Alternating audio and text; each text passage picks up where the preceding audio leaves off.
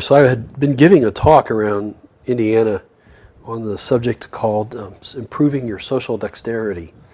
And the idea was to help young adults understand how to behave in different settings. And I'd just given this talk at Indiana Wesleyan, and about a month later I got a call from their president, and he said, "I keep hearing this phrase, 'you're always being interviewed,'" which was just a bullet on one of my slides. And I tracked it back to you, and I just thought that was pretty clever. Well, it was a couple weeks later, I had a conversation with a young lady, and she was looking for a summer job, and I said, "Let's write a book." And she said, "What about?" I said, "I don't know. How about you're always being interviewed?" And that was the start of the idea of the book. But the genesis of the book was just the frustration in trying to navigate the millennial generation.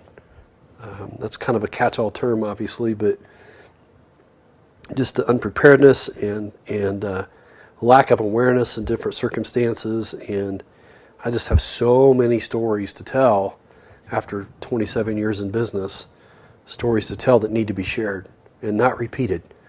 So that was the driver behind the book. So I started from my slides. So I had a very rough outline. I actually started the book the weekend before Memorial Day weekend in 2016, and I finished the draft in August 8th. So about 9 weeks. And I had help with editing and so forth, and then engaged Author Solutions and worked through that process. Working through the editing process, not so much editing process, but the layout process and picking the covers and all the things that you guys do really well. Worked through that process, and boom, I got my book back.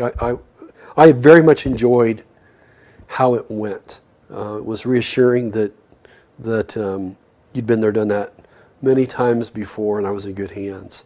And I actually looked long and hard at different ways to get the book published. And I shopped and shopped and shopped, and I thought, wait a minute, what about my buddy Keith? And that's when I remembered Author Solutions, so that was my path.